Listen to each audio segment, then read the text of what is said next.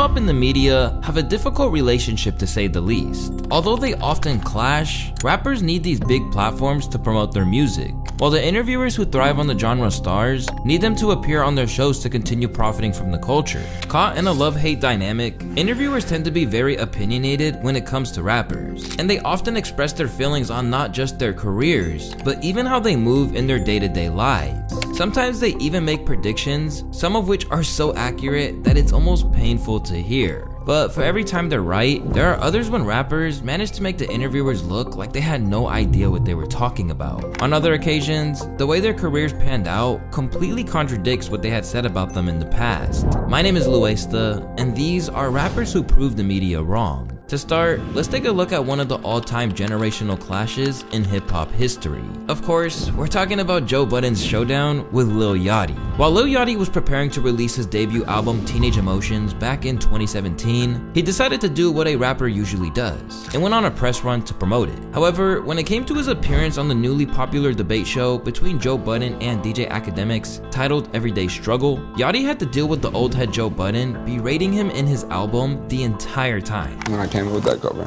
Go back. So you came up with this cover? Yeah, I came up with that cover, and nobody from the art department at the label came up with this cover. No, you went actually, to the label and said, "I want two gay dudes kissing. I want the white girl with the funny hair." That you went to the label and said you want all of that. Actually, I didn't go to the label. You called? I didn't call the label.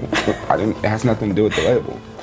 We do it and then we give it to the label. Throughout the interview, Joe critiqued Yachty in his approach to hip-hop, attempting to prove that he was the epitome of everything wrong with the genre that he deeply valued. From dissing legends like Tupac and Biggie, to being a pretty stereotypical rapper from the looks down to the content of his lyrics, one can argue that Budden had a valid point to make, but he may have taken it a bit too far, especially after he started criticizing everything from Yachty's attitude to his label deal. I don't care about the business part. I care about how Yachty feels. I'm telling you how I feel. I'm happy every day because life is moving in such a positive way, I can't get slowed down. So maybe he has been media trained. This is a very media trained answer that I'm getting. Nobody is one thing forever. You cannot tell me, you would be lying to tell me that as a young man, how old are you? 19. In this industry, in this music industry, in the music business, you are happy 24/7. That is a lie. That is bullshit, and I refuse to have somebody tell me bullshit. I want to have an honest conversation. So when you come from a college dorm room with no money, and you ain't getting no play with no girls, you have no clothes, you have no car, and you come to having 3-4 cars, you got millions of dollars, $500,000 on your body just to wear, and any kind of clothes you want, any hoes you want, how could you be upset? Because I don't think that's where your values lie. That's why. Is that sounding old guy mad still? No, it sounds like you know you fucked up and you're trying to bring it back. As someone who had his own issues with labels, which messed up his perception of major deals, Budden seemed to maintain the idea that Yachty was nothing but naive, and that if he wasn't careful, he would just be another rapper whose glory days of riding a wave would be a thing of the past. Then tell me what you want from hip-hop. I don't know. I mean, you don't think that's a question you should answer at some point? What do I want from hip hop? Or are you leaving all of this to QC to figure out? I'm making music, bro. I'm just having fun. You know what I'm saying? My fans love it. You're gonna have a problem with just having fun in 5 years. What did you want from hip hop? You're gonna have a big problem with just what do you want me to say? You want me to say? I want you to be aware of your business. I want you to know whether you're in a 360 or not. I want you to appreciate the culture that changed your life and took you from college dorm rooms eating fucking oodles and noodles. I want you who's well-spoken and articulates himself well. My nigga, chill. Yeah, hold on. At the time, people had mixed feelings about this debate, with many claiming that Joe's own bitterness was just clashing with Yachty's genuine optimism and happiness with where he was at. I think this was definitely not an old head versus young head conversation. This was just an angry rapper versus one of these newer, I don't give a fuck, I'm carefree rapper conversations. With Joe literally on the verge of tears at one point during this interview, people joked about how Budden was taking it a bit too serious, and how it seemed like he has some kind of vendetta against the young rapper. And while people like Lil Yachty's label boss, PRP Thomas, came to his defense, claiming how Lil Yachty made about $13 million in 16 months at the time, it didn't stop Joe from doubling down on the next episode. I would like for Yachty, while he's having fun, to be business savvy as well. He'll learn some stuff. I agree. He's 19. He got time. Following Button's potentially violent interaction with the whole Migos crew at the BET Awards, his continued criticism of Yachty and the other members of his label, QC, led to a diss track from Quavo and Yachty with the track Ice Tray. Ice tray on nigga flooded. Ice, ice, ice. Yeah. If a nigga hatin', call him Joe Budden. The music video also featured a segment that parodied the show. Man, they ain't not about the coaching. They making hundreds of thousands in shows. $1 million in endorsements. Look at their jury. Like, I ain't had jury like that. But none of this really made Joe all that mad. In fact, it really did play a role on increasing the numbers of Everyday Struggle and, by association, the Joe Budden podcast. However, what probably does bother Joe a little is just how wrong he would prove to be about Lil Yachty himself. Despite a few setbacks, Yachty has worked hard to shake off the early perception that he was just another mumble rapper with no staying power or talent. Although tracks like Poland being incredibly successful in recent years caused further confusion, Yachty kept on his grind and is now a trusted advisor of Drake, to the point that he's even ghostwritten for the biggest star in the game, and was even name dropped in a diss by his enemy Kendrick Lamar. Later, he finally got the critical praise he sought on the experimental project that was 2023's Let's Start Here. It's kind of no contest. I feel like Lil Yachty really did it on this one, genuinely. So I think a lot of the hype behind this LP genuinely is real. Undoubtedly seen as the high point of his catalog, he's even succeeded where other artists have fallen short by stepping into other genres without it flopping, which is something that rappers like Kid Cudi, Trippie Redd, and Wayne all failed to do. Now officially at a point where his career has been more commercially successful than Joe Budden's for the better part of a decade, Lil Yachty has continued being him, and in doing so, proved that he never had to stop having fun, as Joe once implied. Even going on to start his very own podcast titled A Safe Place Podcast, which has had appearances from Kai Cenat, J. Cole, and Sexy Red, to name a few. But he's not the only rapper who proved an interviewer wrong by continuing to excel and become the artist they always wanted to be. In fact, when it came to Ebro and Lil Uzi, the old head had to literally walk back what he said a few years later. Similar to Yachty, Lil Uzi Vert was seen as an anomaly when he first came in the game. With his purple dreads, interest in high fashion, and an identity that transcends the typical hip-hop artist, the mainstream media didn't know how to handle this rapper who had already been a beloved figure among the younger generation for years.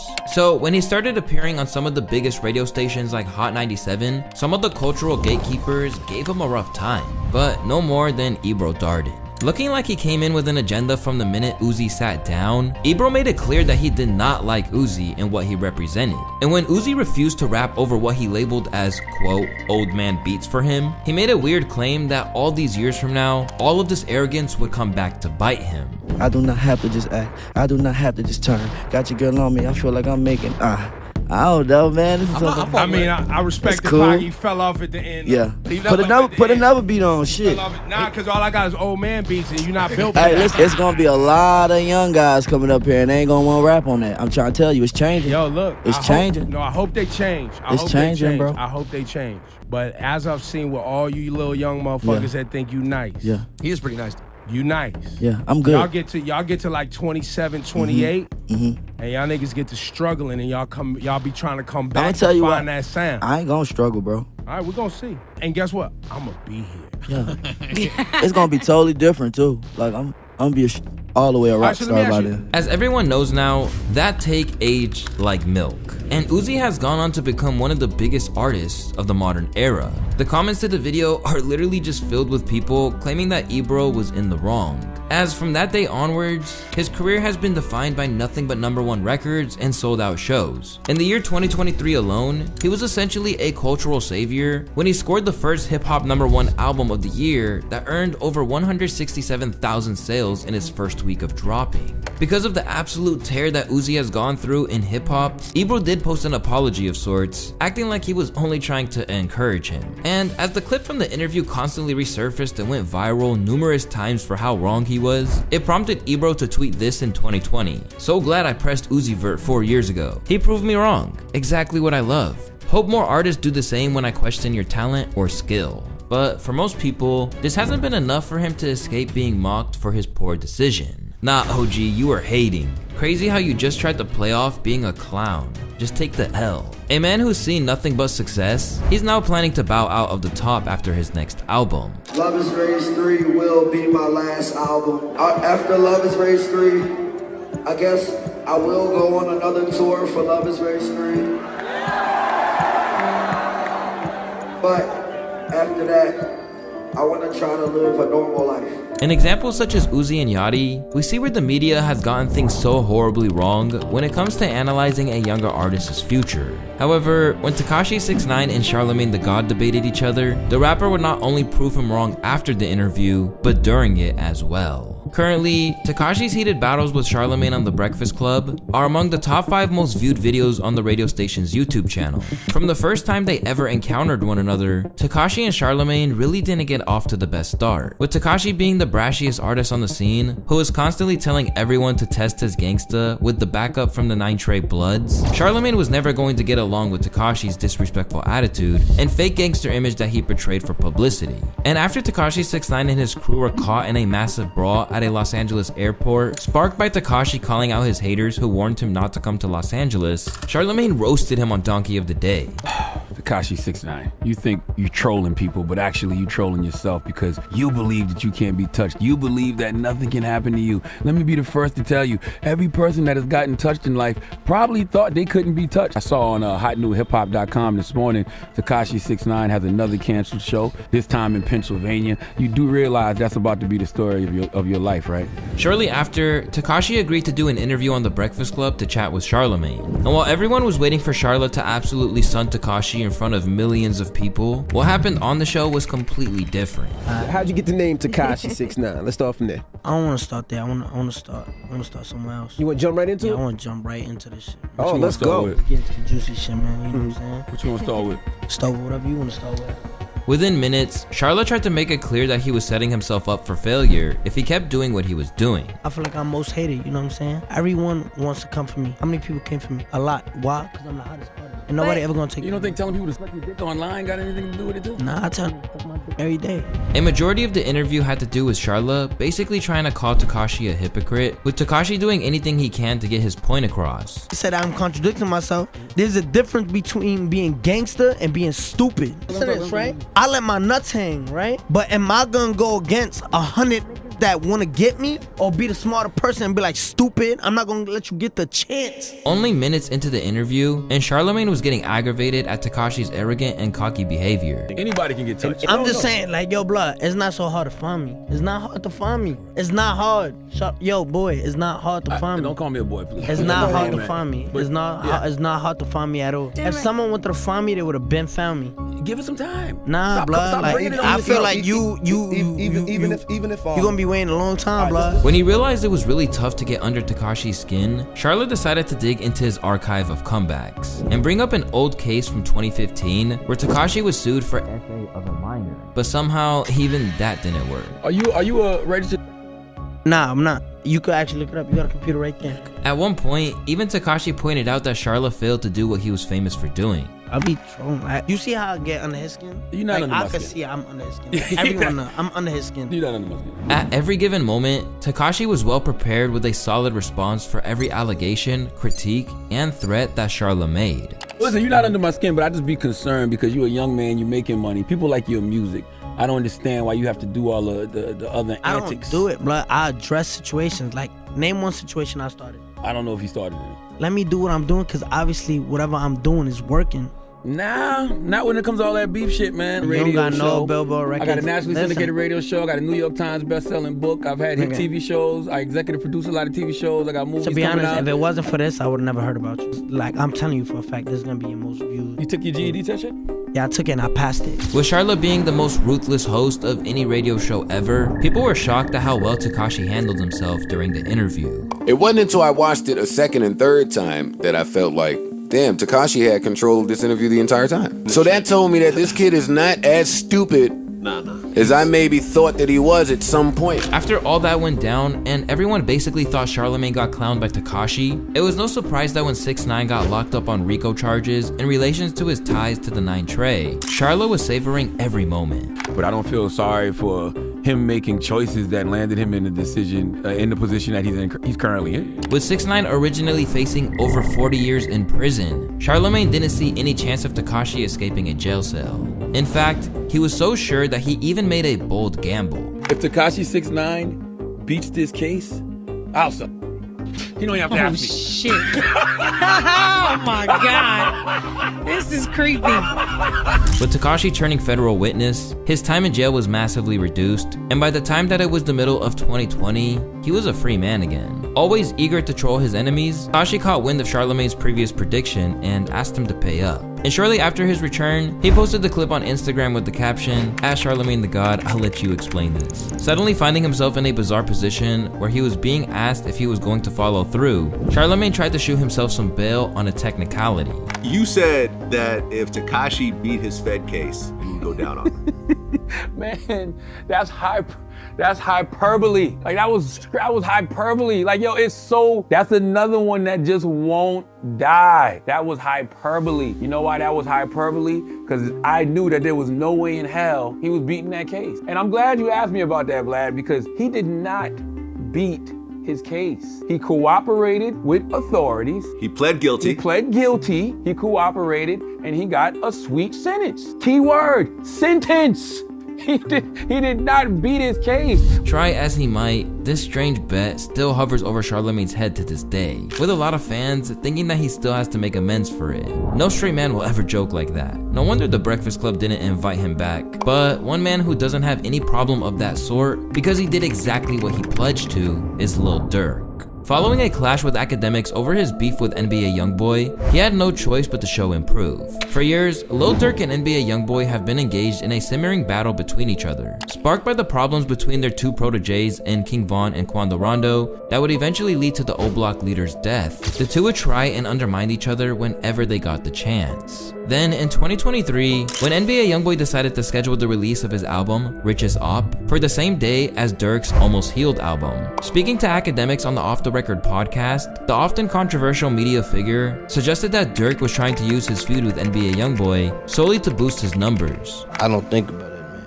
Zero. I was shocked when I woke up to that shit. I'm like, what the fuck? It gotta be a fake page. So you're not trying to use it for promo? For what? That's what people believe. Why would I use you for promo when I know I'm out here? Well, I guess that's. Did I drop an album? Well, you said you were dropping an album. That's why he dropped his album. He wants to compete. Who bothering who? Here's my opinion. No, nah, that's my opinion. That's you my can't keep talking about your opinion, man. Who bothering who? I think you both I don't use think about each that other for sales. No, I don't. Man, I put this on all my kids. We doing the aha, all that shit. That's what's cool. That was what we were doing. Right now, I don't need that little boy. As an extra shot in his enemy's direction, Durk said that he knew that YB was playing fair because of how subpar his sales were. Do you know who be paying for that number? Like paying for like sales and shit. You know who, but Youngboy do not do pay for numbers. Nah, I can tell. But I'm saying. Now listen, but I never in my life paid for streams. I never in my life paid for sales. My shit built organically. In the end, the May 12th deadline arrived, and only NBA Youngboy dropped his album. This didn't help Lil Durk's case of not using the beef, as his decision to move the original release date makes it seem like he was afraid of being outsold. Immediately, Youngboy saw this as a clear-cut sign of defeat. Bitch ass nigga, you push back, you better not ever try it again. Don't play with me. Show him my watch, mama.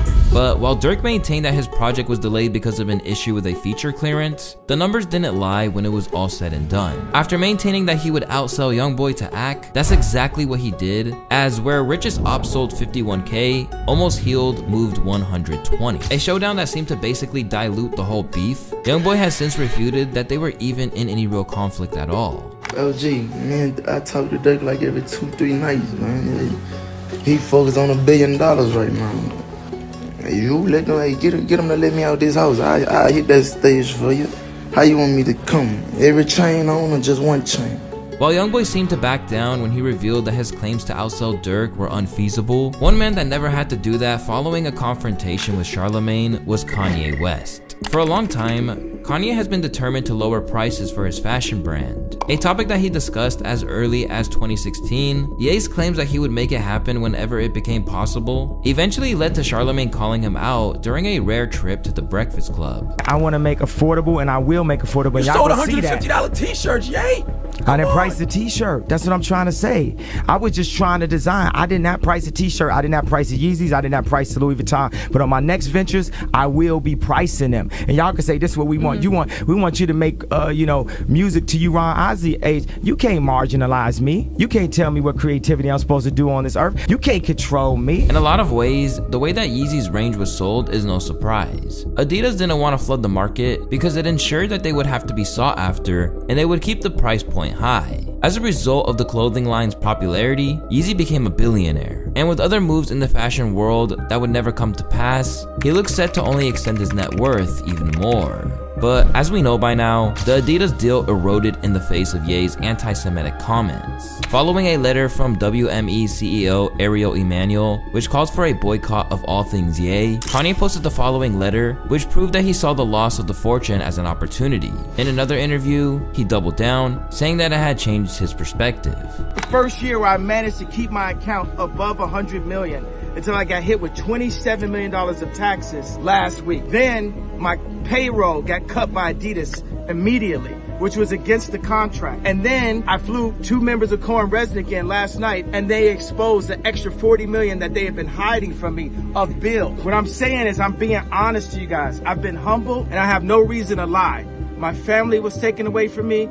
My reputation has been smeared. Suddenly given his independence, this has meant that Ye has been able to make good on the claims that he had made. Meanwhile, he took the most low-budget Super Bowl ad ever to let the world know what products were available. Hey y'all, this Ye, and this is my commercial. And since we spent all the money on the commercial spot, we actually didn't spend any money on the actual commercial. But the idea is I want you to go to Yeezy.com, and I'm gonna write it at the bottom of the screen, and I got some shoes, and that's it. Ultimately, the gamble did pay off, as the day after he aired the commercial, he made $19.3 million in revenue in just 24 hours. But above all that, the low prices vindicated those claims he made to Charlamagne way back when. And his new merch was $20 everything. He walked the walk. Charlamagne was wrong in so many ways, and Ye was spitting nothing but truth. While this was an undeniable win for Ye in proving Charlamagne wrong, not every time that an MC contradicts what someone says is positive. Unfortunately, one man who knows this all too well is a man that West previously described as his favorite rapper in Lil Baby. During his appearance on Big Loon's It's Up There podcast, the ATL rapper, who'd been on a tear for years since the release of 2020's My Turn, received some flowers for his accomplishments. Do you know you one of the biggest black men in the world? Sure. I understand that. I be telling my man all the time, like, there ain't a lot of black people in the world. You feel me? Like, well, ain't even gonna say the world like United States. Like, where we at, like, we like the least percent. People don't know that because we only, like, go where black people at, so we see a lot of black people. To me, you the hardest young nigga. I stamped that. But with the interview airing in October of 2022, it feels like from the moment it was released, Lil Baby has forfeited his status as one of the biggest stars in the genre. Now, I've done a major deep dive on Lil Baby's decline before, but here's a brief summary on how he's plummeted from grace ever since. First, there was the It's Only Me project, which was seen as a major disappointment from his fans and critics alike. And while it improved upon the sales from his previous release, something seemed strange when it came to his tour sales. Lil Baby's on tour currently. They said Lil Baby's ticket, he's trying to do arenas about 10,000 to 15,000. You imagine his baby. Yeah. They say his tour is doing bad. They're like, you'll never see him post that his tour is sold out. It's not selling that much. Soon, Ack would be proven correct when shows were canceled. Alongside his relationship with billionaires like Michael Rubin and Robert Kraft, ruining his reputation as a street artist, as they were seen being a little too touchy-touchy. Lil Baby's interview with Big Loon marked a shift in his public perception that he hasn't been able to repair ever since. And now, even the new tracks he's putting out just aren't hitting the same. Instead of admitting it, Lil Baby fights it, and he has since dissed academics on multiple songs where he claimed that the blogger wasn't richer than him, and that he can get, quote, touched if necessary. But unfortunately, it shows what you can accomplish when you use disrespect as the fuel to power you to your dreams, and even things you didn't know you were capable of.